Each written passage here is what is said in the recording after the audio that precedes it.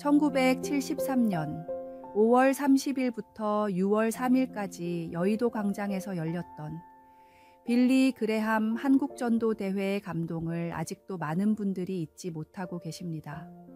20세기 최고의 복음 전도자 빌리 그레함 목사님의 설교를 통역했던 저도 그날 현장에서 누린 감격과 영광은 그 무엇과도 바꿀 수 없는 소중한 추억입니다.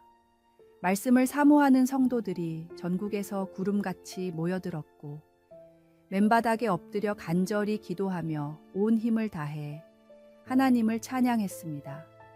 닷새 동안 무려 320만 명이 모였고 그중 7만 2천 명이 예수님을 구주로 영접하는 놀라운 부흥의 역사가 일어났습니다. 이로 인해 지역교회마다 강력한 전도와 기도의 바람이 불었고 한국교회의 기념비적인 부흥과 성장이 뒤따랐습니다. 이처럼 역사적인 모임에서 우리는 중요한 교훈을 배웁니다. 하나님의 백성들이 한 마음으로 모여 기도할 때 성령의 능력이 나타나고 회개와 영접, 그리고 교회의 성장이 뒤따른다는 사실입니다. 이 일은 단지 과거의 사건이 아니라 오늘날에도 여전히 유효한 원리입니다. 모여 기도할 때 능력이 생깁니다. 함께 찬양할 때 기쁨이 넘칩니다. 주님께서는 여전히 우리가 마음을 다해 모여 간구할 때 응답하시고 말씀을 사모하는 이들을 통해 교회를 성장시키십니다. 지금도 성령님은 믿음으로 모이는 자리에 함께 하시며 놀라운 역사를 이루고 계십니다. 오늘의 말씀. 하나님을 찬미하며 또 온 백성에게 칭송을 받으니 주께서 구원받는 사람을 날마다 더하게 하시니라. 오늘의 만나. 오늘 하루 가정과 교회와 민족을 위한 간절한 기도로 시작해 보십시오. 하나님의 능력이 당신의 삶에 새롭게 부어질 것입니다.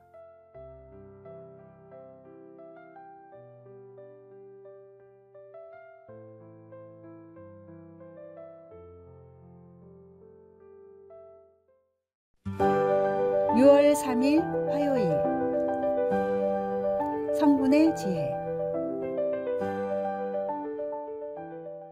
아바스 왕조는 고대 중동 지역에서 가장 번성한 왕국이었습니다.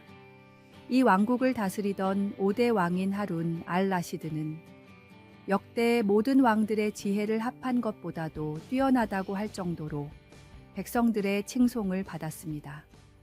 라시드는 백성들을 위한 선정을 베풀었고 누구보다 지혜롭게 백성들이 겪고 있는 현안들을 공명정대하게 해결했습니다. 그러나 라시드가 처음 왕이 되었을 때는 백성들의 불만이 들끓었습니다. 평생 왕족으로 살아왔기에 백성들이 겪고 있는 문제와 실제적인 어려움이 무엇인지를 제대로 살피기 어려워 동떨어진 판단을 내렸기 때문입니다. 라시드는 고심 끝에 백성들 사이로 들어가는 방법을 택했습니다. 틈만 나면 평민의 옷을 입고 평민들 틈에서 함께 지내던 라시드는 마침내 백성들의 눈높이에서 문제를 이해하게 됐으며 이때부터 성군으로 불리기 시작했습니다. 어떤 사람의 마음을 가장 잘 아는 방법은 그 사람의 위치에 서보는 것입니다. 예수님은 이 땅에 온전한 인간으로 오셔서 우리에게 다가오는 모든 유혹들을 직접 경험하시고 이겨내셨기에 우리의 마음과 심정을 누구보다 잘 알고 계십니다. 우리 곁에 항상 함께 계시며 우리의 모든 아픔과 슬픔을 아시고 위로하시는 친구이자 위로자이십니다. 오늘의 말씀. 너희가 나를 선생이라 또는 주라 하니 너희 말이 옳도다. 내가 그러하다. 내가 주와 또는 선생이 되어 너희 발을 씻었으니 너희도 서로 발을 씻어 주는 것이 옳으니라. 오늘의 만나. 오늘 하루 마주하는 사람들의 입장에서 생각해보는 시간을 가져보세요. 그들의 아픔과 어려움을 이해하려고 노력할 때 예수님처럼 섬기는 자세로 하루를 살아가게 될 것입니다.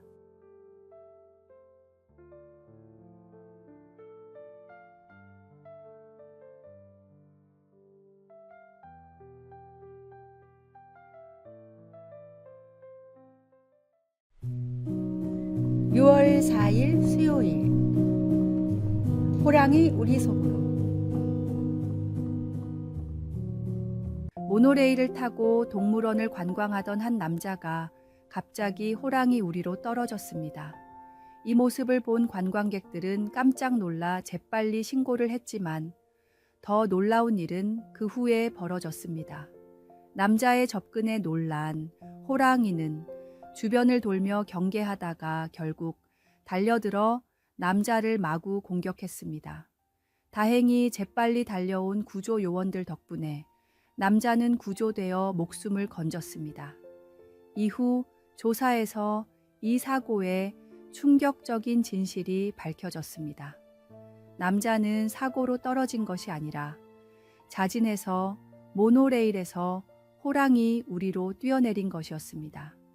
그 이유는 단 하나, 호랑이를 가까이서 보고 싶어서였습니다.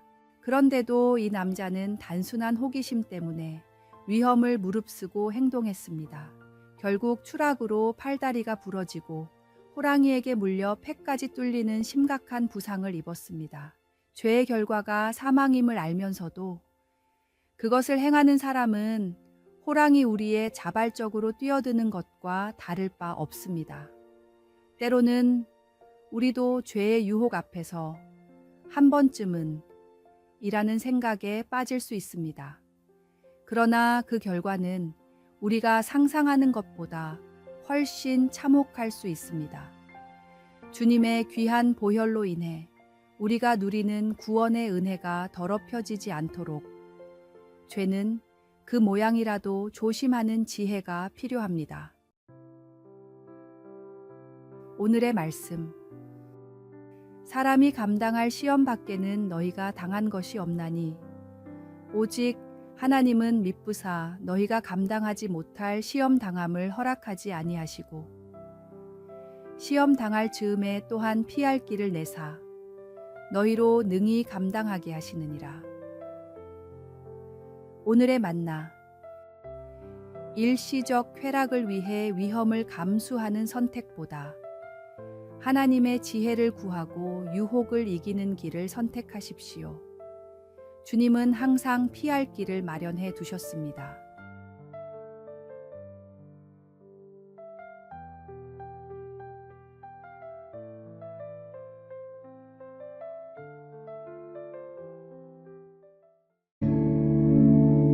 (6월 5일) 목요일.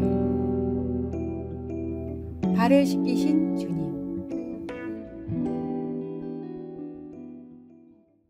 중동 지역의 대부분은 사막이거나 건조합니다. 무더운 날에는 50도도 넘어가기 때문에 하루 종일 땀이 나는데 사막지대를 건너기라도 하면 발은 온종일 모래로 뒤덮입니다.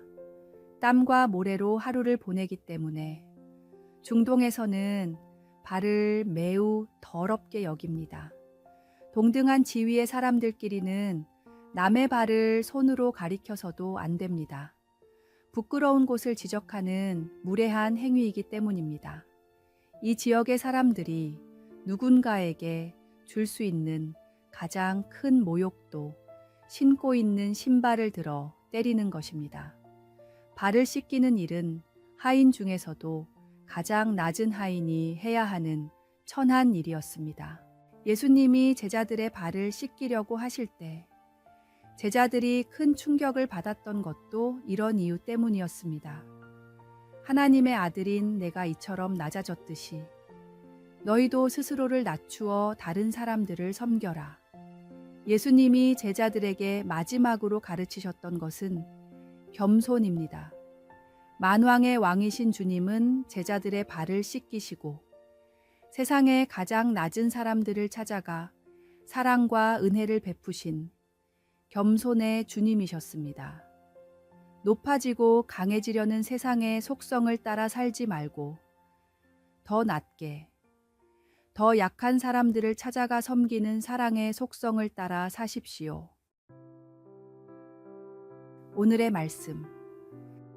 내가 주와 또는 선생이 되어 너희 발을 씻었으니 너희도 서로 발을 씻어 주는 것이 옳으니라.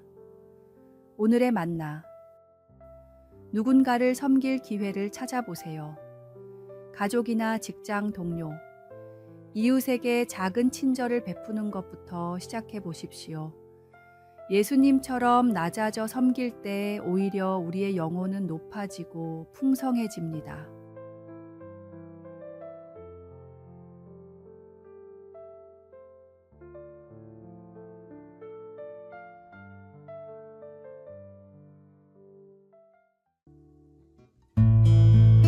(6월 6일) 금요일. 기억해야 할 희생. 한글학회의 공식 행사에는 항상 빠지지 않고 하는 의식이 있습니다. 일제치하 말기 때 한글 말살 정책에 대항해 모진 고문을 버티고 죽음까지 불사했던 많은 학자들에 대한 묵념입니다. 주시경, 최현배, 한진과 같은 학자들의 이름을 모두 열거한 후 엄숙하게 식을 진행합니다. 귀한 한글을 목숨을 걸고 지켜왔고 지금도 지키고 있다는 학자들의 자부심이 있기에 공식 행사에는 이 묵념이 결코 빠지지 않습니다. 교회에서도 피를 흘리면서까지 복음을 전하고 믿음을 지켜온 수많은 순교자들의 이야기를 듣습니다. 그들의 이야기를 들을 때마다 우리가 지금 편하게 듣고 믿는 이 복음이 얼마나 중요한 것인지, 그것을 지키기 위해서 얼마나 많은 사람들이 이름도 빛도 없이 희생을 했는지 우리는 생각합니다. 그리고 나라를 지키기 위해 목숨을 버려가면서까지 싸운 수많은 사람들이 있었습니다. 하나님의 은혜로 나라를 목숨보다 소중히 여겼던 그분들이 계셨기에 지금의 우리가 있을 수 있었고 한국에도 복음이 전파될 수 있었습니다. 우리가 경험하지 않은 고난일지라도 귀한 희생을 대신 해주신 분들에게 감사의 마음을 품어야 합니다.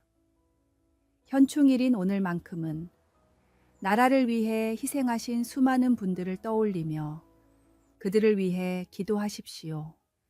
반드시 주님께서 좋은 것으로 채워주십니다.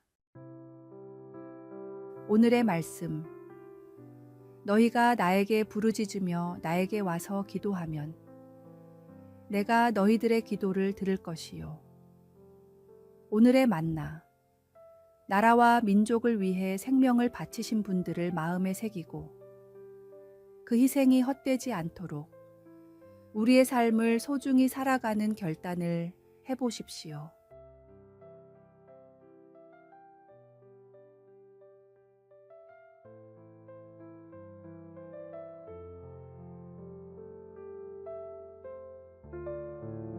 아래에 빨간색 글자 구독을 누르시어 더 많은 전도의 열매를 맺으시기를 기도합니다.